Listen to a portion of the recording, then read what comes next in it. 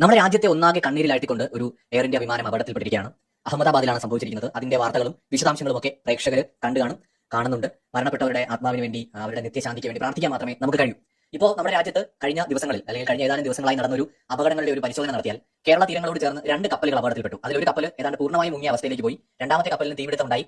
ഇത് നമ്മളെ വളരെയധികം ബാധിക്കുന്ന സംഭവങ്ങൾ തന്നെയാണ്. ഇപ്പോൾ മൂന്നാമത് നമ്മൾ കേൾക്കുന്ന ഒരു വാർത്തയാണ് രാജ്യത്തെ ഒരു വിമാനം, അതും നിരവധി പാസഞ്ചേഴ്സ് ലണ്ടനിലേക്ക് പോവുകയായിരുന്ന വിമാനമാണ് അപകടത്തിൽപ്പെട്ടത്. ജനവാസ മേഖലയിലാണ് വിമാനം അപകടത്തിൽപ്പെടുന്നത്. സ്വാഭാവികമായിട്ടും വിമാനത്തിൽ ഉള്ളവർക്കും ആപത്തുണ്ടായി. ഒപ്പം ആ ജനവാസ മേഖലയിൽ ഉണ്ടായിരുന്ന നിരവധി പേർക്കും പരിക്കുകളും അപകടങ്ങളും ഒക്കെ സംഭവിച്ചിരിക്കാം. അതിന്റെ ഡീറ്റെയിൽ ആയിട്ടുള്ള വിവരങ്ങൾ പൂർണ്ണമായും പുറത്തു വരട്ടെ. ഇപ്പോൾ എല്ലാം നമുക്ക് വിശ്വസിക്കാൻ കഴിയുന്ന കാര്യങ്ങളല്ല, ഊഹങ്ങളാണ് കൂടുതലും. അതുകൊണ്ട് അതിലേക്കൊന്നും അല്ല ഞാൻ പോകുന്നത്. പ്രേക്ഷകരുടെ ശ്രദ്ധയിലേക്ക് കഴിഞ്ഞ മാർച്ച് 11-ാം തീയതി ട്വിറ്റർ അല്ലെങ്കിൽ ഇപ്പോഴത്തെ x.com-ൽ അരവിന്ദ് എന്ന് പറയുന്ന ഒരു അക്കൗണ്ടിൽ പങ്കുവയ്ക്കപ്പെട്ട ഒരു ട്വീറ്റ് ഞാൻ ഇവിടെ നിന്ന് കാണിക്കുകയാണ്. ആ അരവിന്ദ് എന്ന് പറയുന്ന അക്കൗണ്ടിനെ കുറിച്ച് നോക്കിയപ്പോൾ അദ്ദേഹം കോൺസ്പിറസികളെ കുറിച്ച് സംസാരിക്കുന്ന ആളാണ്, നടക്കാൻ പോകുന്ന കാര്യങ്ങളെക്കുറിച്ച് പറയുന്ന ഒരാളാണ്, അത് നടക്കുന്നതിന് വളരെ മുമ്പ് തന്നെ പറയുന്ന ഒരാളാണ് എന്ന് അദ്ദേഹത്തെ കുറിച്ച് തന്നെ അവിടെ എഴുതിയിട്ടുണ്ട്. തന്നെ ആരും വിശ്വസിക്കണമെന്നില്ല. താൻ നടക്കാൻ സാധ്യതയുള്ള കാര്യങ്ങൾ പറയുന്ന ഒരാൾ മാത്രമായിട്ടാണ് അദ്ദേഹം പറയുന്നത്. ഏതാണ്ട് 111K ഫോളോവേഴ്സ് ഉള്ള ഒരു വ്യക്തിയാണ്. ധാരാളം പോസ്റ്റുകൾ, 15,000-ലധികം പോസ്റ്റുകൾ അദ്ദേഹം നൽകിയിട്ടുണ്ട്. ഇദ്ദേഹത്തിന്റെ ഒരു പോസ്റ്റ് ഞാൻ യാദൃശ്ചികവശാലാണ് കണ്ടത്. സംഭവം ഏതാണ്ട് മാർച്ച് 11-നാണ് അദ്ദേഹം ആ ഒരു പോസ്റ്റ് ഷെയർ ചെയ്തിരിക്കുന്നത്. ഇതിൽ പറയുന്ന കാര്യങ്ങൾ സത്യമാണെന്നോ ഇപ്പോൾ നടന്ന അപകടവുമായിട്ട് ഈ ഒരു അദ്ദേഹത്തിന്റെ പോസ്റ്റിന് എന്തെങ്കിലും പങ്കുണ്ടെന്നോ ഒന്നുമല്ല ഞാൻ പറയുന്നത്.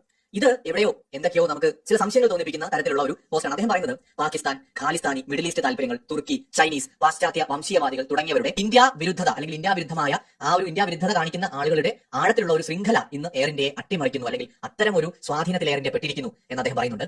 ഇന്ത്യയോട് അസഖ്യമായ വിദ്വേഷം പുലർത്തുന്നവരെയും ഇന്ത്യയുടെ പ്രതിച്ഛായയെ കളങ്കപ്പെടുത്താൻ ആഗ്രഹിക്കുന്നവരെയും അന്താരാഷ്ട്ര തലത്തിൽ എയർ ഇന്ത്യ എന്ന് പറയുന്ന ഈ എയർലൈൻ മത്സരിക്കരുത് എന്ന് ആഗ്രഹിക്കുന്നവരെയും ഒരുമിച്ച് കൊണ്ടുവരുന്ന ഒരു അവിശുദ്ധ ഇന്ത്യ വിരുദ്ധ ശൃംഖലയായിട്ട് അത് മാറിയിരിക്കുകയാണ്. എനിക്ക് 100% ഉറപ്പുണ്ട്.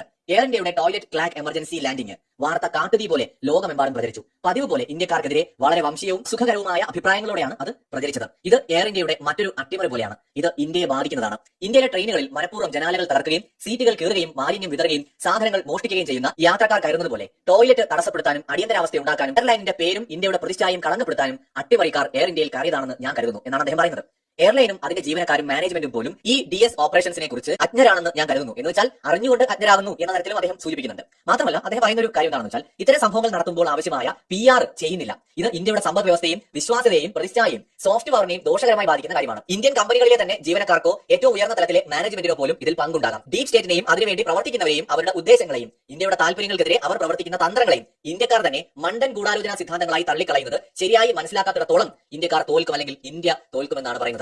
ഇന്ത്യയുടെ നേട്ടങ്ങളെ കുറിച്ച് എഴുതാൻ മടി കാണിക്കുന്ന അന്താരാഷ്ട്ര മാധ്യമങ്ങളിൽ വെറുതെ ഒന്ന് പോയി നോക്കിയാൽ മതി. ഇന്ത്യയിൽ ഇന്ന് നടന്ന വിമാന അപകടത്തിന്റെ വാർത്തകൾ മുഖ്യ തലക്കെട്ടോട് കൂടി കൊടുക്കുന്നത് മാത്രമല്ല, ഫ്രണ്ട് പേജിൽ എത്ര വാർത്തകളാണ് ഈ മാധ്യമങ്ങളെല്ലാം കൊടുത്തിരിക്കുന്നത് നോക്കുക. ഇന്ത്യ പാകിസ്ഥാന്റെ യുദ്ധവിമാനങ്ങളെ വെടിവെച്ചിട്ട കാര്യം പാകിസ്ഥാൻ സമ്മതിച്ചിട്ട് പോലും അത് വാർത്തയാക്കാത്ത മാധ്യമങ്ങളാണെന്ന് കൂടി ഓർക്കണം.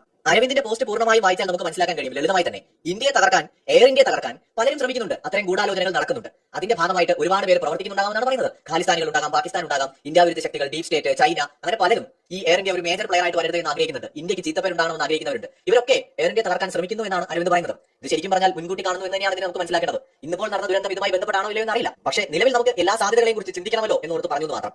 അദ്ദേഹത്തിന്റെ ഈ ഒരു പോസ്റ്റ് മാർച്ചിൽ വന്നൊരു പോസ്റ്റാണ്. ഇതിനുശേഷം നമ്മുടെ കപ്പലുകളുടെ തകർച്ച, അതിനെക്കുറിച്ച് പല രീതിയിൽ അഭിപ്രായങ്ങൾ ഉണ്ടായല്ലോ. ഒന്നെന്ന് പറയുന്നത് ഇന്ത്യയിൽ കൊണ്ടുവന്ന ഈ കപ്പലുകൾ, കണ്ടം ചെയ്യാനായ കപ്പലുകൾ ഇവിടെ കൊണ്ടുവന്ന അപകടത്തിൽപ്പെടുത്തിയിട്ട് വലിയ തുക, ഇൻഷുറൻസ് തുക തട്ടുകയും അതോടൊപ്പം തന്നെ ആ മാലിന്യം 10 പൈസ ചെലവില്ലാതെ ഇന്ത്യയിലേക്ക് തള്ളുകയും ചെയ്യുന്നത്. 2, ഇന്ത്യയുടെ തീരങ്ങളിൽ വിശേഷിച്ച് തെരഞ്ഞെടുത്ത ഏരിയ നോക്കണം. ഇന്ത്യ എന്ന് പറയുന്നത് ഒരുപാട് കടലുകളുള്ള പ്രദേശമാണ്. തെരഞ്ഞെടുത്തത് വിഴിഞ്ഞം അല്ലെങ്കിൽ കേരളം റീജിയനാണ്. വിഴിഞ്ഞത്തോട് അടുത്ത് കിടക്കുന്ന സ്ഥലങ്ങളിലാണ് കൂടുതലായിട്ടും ഈ കപ്പലുകൾ കൊണ്ടുവരുന്നത്. അപ്പോൾ ഒന്നാമത്തെ കാര്യം, ഈ വിഴിഞ്ഞം എന്ന് പറയുന്നത് ഒരു അന്താരാഷ്ട്ര തുറമുഖമായി മാറുകയും അത് പല മറ്റ് തുറമുഖങ്ങൾക്കും ഒരു എതിരാളി എന്ന നിലയിലേക്ക് വളരുകയും ചെയ്യും. അപ്പോൾ ഈ തുറമുഖങ്ങൾ എന്ന് നമ്മൾ പറയുമ്പോൾ ഇവിടെ മനസ്സിലാക്കേണ്ട ഒരു കാര്യം, ലോകത്തെ കുറച്ച് കമ്പനികളുണ്ട്. അമേരിക്കൻ കമ്പനികൾ, മിഡിൽ ഈസ്റ്റിലുള്ള കമ്പനികൾ, ചൈനീസ് കമ്പനികൾ, അല്ലെങ്കിൽ യൂറോപ്യൻ കമ്പനികൾ. ഈ കമ്പനികളാണ് ലോകത്തെ ഇന്ന് റൺ ചെയ്യുന്ന പ്രധാനപ്പെട്ട ഏറ്റവും കൂടുതൽ ഈ പോർട്ടുകളിലും ഇൻവെസ്റ്റ് ചെയ്തിരിക്കുന്നത്. അതിപ്പോ സിംഗപ്പൂർ ആയിക്കോട്ടെ, മലേഷ്യ ആയിക്കോട്ടെ, ശ്രീലങ്ക ആയിക്കോട്ടെ, അല്ലെങ്കിൽ ഇപ്പോൾ ദുബായ് അല്ലെങ്കിൽ മിഡിൽ ഈസ്റ്റിലെ പോർട്ടുകൾ ആയിക്കോട്ടെ, ഈ പോർട്ടുകളെല്ലാം ഇൻവെസ്റ്റ് ചെയ്തിരിക്കുന്നത് വമ്പൻ കമ്പനികളും സമ്പന്നരുമാണ്. അപ്പോൾ കാണുമ്പോൾ നമ്മൾ പറയും സിംഗപ്പൂരിലെ പോർട്ട്, മലേഷ്യയിലെ പോർട്ട്, ഇതിന്റെ ഡീറ്റെയിൽസ് കൂടുതൽ എടുത്ത് പരിശോധിക്കുമ്പോൾ അതിലെ ഇൻവെസ്റ്റേഴ്സ് എന്ന് പറയുന്നത് ആ രാജ്യത്തുള്ളവർ മാത്രമല്ല, ഗ്ലോബൽ പ്ലേയേഴ്സ് ആണ്. ലോകത്തെ അതിസമ്പന്നരായ ഒരുപാട് പേര്, അതിൽ നിന്ന് ചൈനക്കാരുണ്ട്. അവരൊക്കെ ഇൻവെസ്റ്റ് ചെയ്തിരിക്കുന്ന പോർട്ടുകളാണ്. അപ്പോൾ ആ പോർട്ടുകൾക്കാണ് ഒരു ബദലായിട്ട് ഇന്ത്യക്കാരുടെ കമ്പനി, അത് തന്നെ ഇപ്പോൾ വിഴിഞ്ഞം എന്ന് പറയുന്നത് അദാനിയുടെ കമ്പനിയാണ്. ഇത് ഞാൻ ഈ ഇൻസിഡന്റുകളെല്ലാം കണക്ട് ചെയ്ത് പറയുന്നത് നമുക്കറിയാത്ത എന്തൊക്കെയോ ഈ ലോകത്ത് നടക്കുന്നുണ്ട്. നമ്മുടെ രാജ്യം ഒരു മേജർ പ്ലെയർ ആയിട്ട് വരുമ്പോൾ പല തരത്തിലാണ് നമ്മുടെ സോഫ്റ്റ് പവർ ഇല്ലാതാക്കുക, നമ്മുടെ പേരിന് കളങ്കം ഉണ്ടാക്കുക, നമ്മുടെ സംരംഭങ്ങൾ ഇല്ലാതാക്കുക. ഇതൊക്കെ ഒരുപാട് ഗുണലക്ഷ്യങ്ങൾ അതിന്റെ പുറകിലുണ്ട്. ഉദാഹരണത്തിന് ഇപ്പോൾ വിഴിഞ്ഞം പോർട്ട് എന്ന് പറയുന്നത് മെയിൻ ആയിട്ട് ഒരു ഇന്ത്യൻ ബിസിനസ്സുകാരൻ, ഇന്ത്യൻ സമ്പന്നനും ഇന്ത്യൻ ഗവൺമെന്റ്, കേന്ദ്ര ഗവൺമെന്റുകളെല്ലാം കൂടെ കൺട്രോൾ ചെയ്യുന്ന ഒരു പോർട്ടാണ്. അവിടെ വിദേശികൾക്ക് കാര്യമായ ഒരു റോളുമില്ല, വിദേശ കമ്പനികൾക്ക് റോളില്ല. അപ്പോൾ വിഴിഞ്ഞം പോർട്ടിനും കേരളത്തിനും ചീത്തപ്പേരുണ്ടാകുന്ന തരത്തിൽ നമ്മുടെ തീരങ്ങളിൽ വന്നിങ്ങനെ കപ്പലുകൾ അപകടത്തിൽപ്പെടുന്നു എന്ന് പറഞ്ഞു കഴിഞ്ഞാൽ ചിലപ്പോൾ കപ്പലിലെ ജീവനക്കാർ പോലും അറിയില്ല അതിങ്ങനെ അപകടത്തിൽപ്പെട്ടു എന്ന്. ആ തരത്തിലാണ് ഡീപ് സ്റ്റേറ്റ് പോലുള്ള ഓർഗനൈസേഷൻസ് വർക്ക് ചെയ്യുന്നത്. അപ്പോൾ അങ്ങനെ അപകടത്തിൽപ്പെടുത്തുക, അതോടൊപ്പം തന്നെ ഇത്തരത്തിൽ ഇന്ത്യയുടെ പേര് ചീത്തയാക്കാം. അതുപോലെയാണ് നേരത്തെ പറഞ്ഞ എയർ ഇന്ത്യയുടെ ഇഷ്യൂ. അദ്ദേഹം ഈ നമ്മുടെ എയർ ഇന്ത്യയുമായി ബന്ധപ്പെട്ട ഒരു വാർത്ത സ്ക്രീൻഷോട്ട് ആയിട്ട് പങ്കുവച്ചിട്ടുണ്ട്. അത് എയർ ഇന്ത്യയുടെ ഒരു വിമാനം ചിക്കാഗോയിൽ നിന്ന് ഡൽഹിയിലേക്ക് പോകുന്ന എയർ ഇന്ത്യ വിമാനത്തിന്റെ യാത്ര മുടങ്ങിയതുമായി ബന്ധപ്പെട്ടാണ്.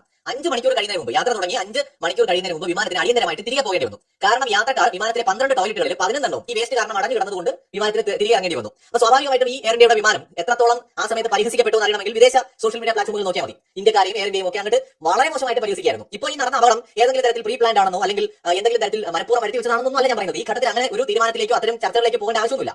പക്ഷേ നമുക്ക് ചുറ്റും നടക്കുന്ന കാര്യങ്ങൾ കണ്ണുമടച്ച് ഇതെല്ലാം അപകടം മാത്രമാണെന്ന് നമുക്ക് കരുതാൻ കഴിയില്ല. ഇതിന്റെയൊക്കെ പിന്നിൽ ഗൂഢാലോചനകൾ ഉണ്ടോ എന്ന് കൂടി തീർച്ചയായും നമ്മൾ പരിശോധിക്കേണ്ടതാണ്. ഇന്ത്യയുടെ ഒഫീഷ്യൽസ് പരിശോധിക്കും. കാരണം നമ്മൾ ഒരിക്കലും ചിന്തിക്കാത്ത തരത്തിലാണ് ഇന്ന് ലോകത്ത് ഓരോ സംഭവങ്ങൾ നടക്കുന്നത്.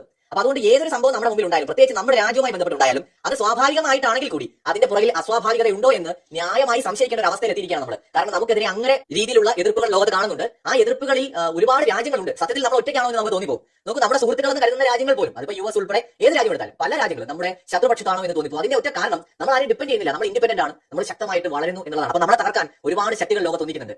ഏത് രീതിയിലാണ് നമുക്ക് ചിന്തിക്കാൻ പോലും പറ്റില്ല. നമ്മുടെ പേരിന് കളങ്കം ഉണ്ടാക്കുക. ഈ ഒരൊറ്റ സംഭവത്തോടെ എയർ ഇന്ത്യ വിമാനം എന്ന് കേൾക്കുമ്പോൾ ആളുകൾ ഭയക്കില്ലേ?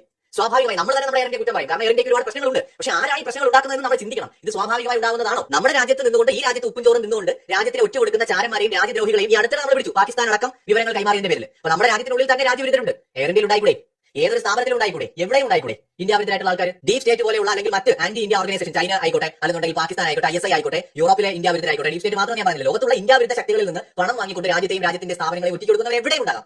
ഏത് മേഖലയിലും കാണും. അവരുടെ പ്രവർത്തികളുടെ ഫലമായിട്ടാണ് പലപ്പോഴും പലതും ഉണ്ടാകുന്നത്. നമ്മൾ അറിയുന്നില്ല എന്ന് മാത്രം. ഇപ്പോൾ ഒരു സ്ഥാപനത്തിൽ എന്തെങ്കിലും പ്രതിസന്ധി ഒരു മേഖലയിൽ ഉണ്ടായാൽ അവിടെ വർക്ക് ചെയ്യുന്ന ഉദ്യോഗസ്ഥരാണ് അതിന് കാരണം. ആ ഉദ്യോഗസ്ഥർ കളങ്കമില്ലാത്തവരാണോ എന്ന് നമ്മൾ എങ്ങനെ അറിയും? അവർ ആർക്കെങ്കിലും വേണ്ടി ചെയ്തു കൊടുക്കുന്ന പണിയാണോ എന്ന് നമുക്ക് എങ്ങനെ അറിയാം? ഇങ്ങനെ ഒരുപാട് ചോദ്യങ്ങളുണ്ട്. ഈ അപകടത്തിന്റെ പശ്ചാത്തലത്തിൽ ഈ സംഭവങ്ങൾ ഞാനൊന്ന് ഷെയർ ചെയ്തത് മാത്രമേ ഉള്ളൂ. പ്രേക്ഷകരുടെ യുക്തിക്ക് വിടുന്നു. ഇതിനകത്ത് ഒരു സ്റ്റേറ്റ്മെന്റും ഈ അപകടത്തിന്റെ പിന്നിൽ ആരെങ്കിലും ഉണ്ടെന്നോ അങ്ങനെയൊന്നുമല്ല. ഇത് സ്വാഭാവികമായി സംഭവിച്ചതായിരിക്കാം. അതൊക്കെ അന്വേഷണത്തിൽ കണ്ടെത്തേണ്ട കാര്യമാണ്. പക്ഷേ നിരന്തരമായി നമ്മുടെ രാജ്യത്തെ ആരൊക്കെയോ ടാർഗറ്റ് ചെയ്യുന്നു എന്നൊരു തോന്നൽ ഉണ്ടാകുന്നുണ്ട്. അത് നമ്മുടെ രാജ്യത്തിന്റെ സോഫ്റ്റ് പവർ ഇല്ലാതാക്കാൻ, രാജ്യത്തിന്റെ സ്ട്രെങ്തിനെ കുറച്ച് കാണിക്കാൻ, അല്ലെങ്കിൽ രാജ്യത്തിന്റെ നേട്ടങ്ങളെ വില കുറച്ച് കാണിക്കാൻ, രാജ്യത്തിന്റെ വളർച്ചയെ തടസ്സപ്പെടുത്താൻ. ഇപ്പോൾ എയർ ഇന്ത്യ ഒരു ഇന്റർനാഷണൽ ഒരു കോമ്പറ്റേറ്റർ ആയിട്ട് വന്നു കഴിഞ്ഞാൽ എത്രയോ വിമാന കമ്പനികൾക്കാണ് പ്രശ്നം ഉണ്ടാകുന്നത് ആലോചിച്ചു. കോസ്റ്റ് എഫക്റ്റീവ് ആയിട്ട് മികച്ച ഫെസിലിറ്റി കൊടുക്കുന്ന ഒരു എയർലൈൻ ആയിട്ട് ഇറങ്ങി മാറി കഴിഞ്ഞാൽ ഒരുപാട് കമ്പനികളുടെ കച്ചവടം കൂട്ടാം. അപ്പൊ അത് മുന്നിൽ കണ്ടുകൊണ്ട് അവർക്ക് എതിർപ്പുണ്ടെങ്കിൽ അവർക്ക് എന്തെല്ലാം ചെയ്യാൻ പറ്റും? ഈ ഒരു എയർ ഇന്ത്യ മോശമാണെന്ന് വരുത്തി തീർക്കാൻ. അതുപോലെ തന്നെയാണ് വിഴിഞ്ഞം പോർട്ട് ഒരു മേജർ പോർട്ടായിട്ട് മാറി കഴിഞ്ഞാൽ അത് തടസ്സമായി കാണുന്ന മറ്റ് പോർട്ടുകളും അതിന്റെ പിന്നിൽ പ്രവർത്തിക്കുന്നവരും വിഴിഞ്ഞം പോർട്ടിന് കളങ്കം ഉണ്ടാക്കാൻ ശ്രമിക്കാം. ഇത് എല്ലാ മേഖലയിലും ആപ്ലിക്കബിൾ ആണ് ഈ ഒരു കാര്യം. മറ്റൊരു വീഡിയോയുമായി വീണ്ടും വരാം.